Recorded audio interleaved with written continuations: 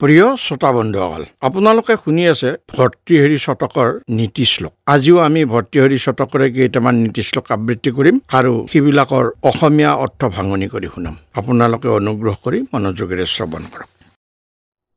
ভগ্নাশস্য কৰন্দপিণ্ডিত তনোৰ ম্লানেন্দ্ৰিয়স্য ক্ষুধা কৃত্বা হংসুৰ বিবৰম স্বয়ং নিপতিতো নক্তং মুখে ভোগিনঃ তৃপ্তস্তৎপিচিতেন সত্তৰমসৌ তেনৈব ইয়াতঃ পথা লোকা পশ্যত দৈৱমেৱ হি নৃণাম বৃদ্ধৌ ক্ষয়ে কাৰণম।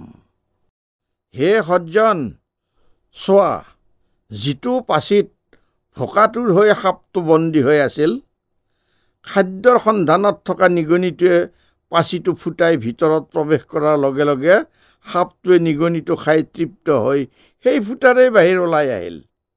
ইয়াৰ পৰা এইটো সিদ্ধ হ'ল যে প্ৰাণীৰ বৃদ্ধি আৰু ক্ষয় তাৰ ভাগ্যৰ ওপৰতে নিৰ্ভৰ কৰে।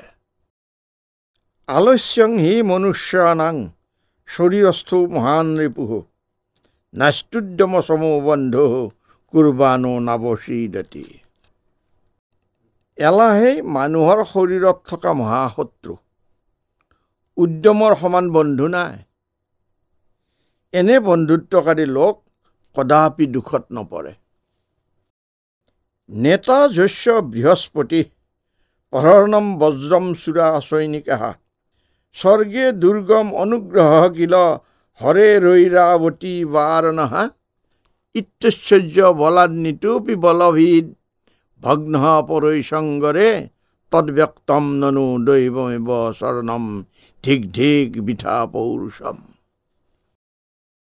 বৃহস্পতি যাৰ পথ প্ৰদৰ্শক, বজ্ৰ যাৰ অস্ত্ৰ, দেৱতাসকল যাৰ সৈনিক, স্বৰ্গ যাৰ দুৰ্গ, ঐৰাৱত যাৰ বাহন, এনে ঐশ্বৰ্য আৰু শক্তিৰে যুক্ত হৈও ইন্দ্ৰই যেতিয়া যুদ্ধত পৰাজয় বৰণ কৰে, তেতিয়া এনে ভাৱ হয় যে দৈৱহে সহায়ক।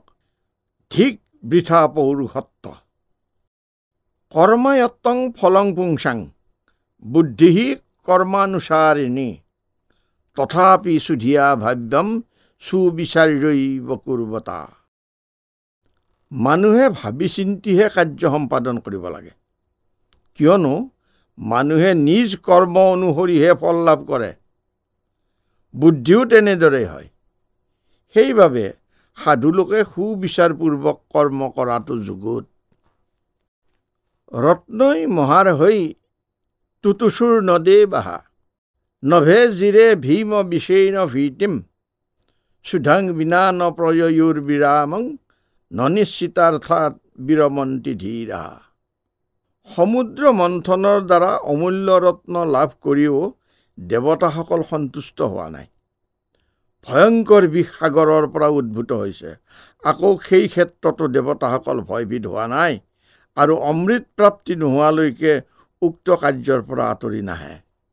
অৰ্থাৎ ধীৰ স্থিৰ বিদ্বান লোকে কাৰ্য সাধন নোহোৱালৈকে কামটো আধৰুৱাকৈ নেৰে।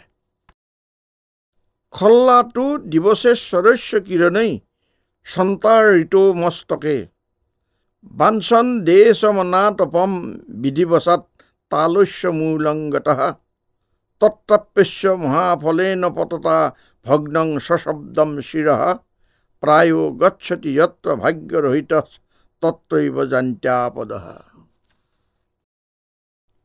তপা মানুহজনে সূৰ্যৰ তাপৰ পৰা ৰক্ষা পৰিবলৈ ছাঁ থকা ঠাইৰ সন্ধান কৰি তাল গছৰ তল পালেগৈ, আৰু তাৰ ওপৰৰ পৰা গধুৰ ফল পৰি তেওঁৰ মূৰটো ফাটি গ'ল। ভাগ্যহীন লোক যলৈকে যায়, বিপদো তাৰ লগে লগে যায়। প্ৰিয় শ্ৰোতা বন্ধুসকল, আজিলৈ খণ্ডটি আমি ইমানতে সামৰণি মাৰিছোঁ। এতিয়া আপোনালোকে অনুগ্ৰহ কৰি লাইক, ছাবস্ক্ৰাইব আৰু শ্বেয়াৰ কৰি আমাক অনুপ্ৰাণিত কৰক। ধন্যবাদ।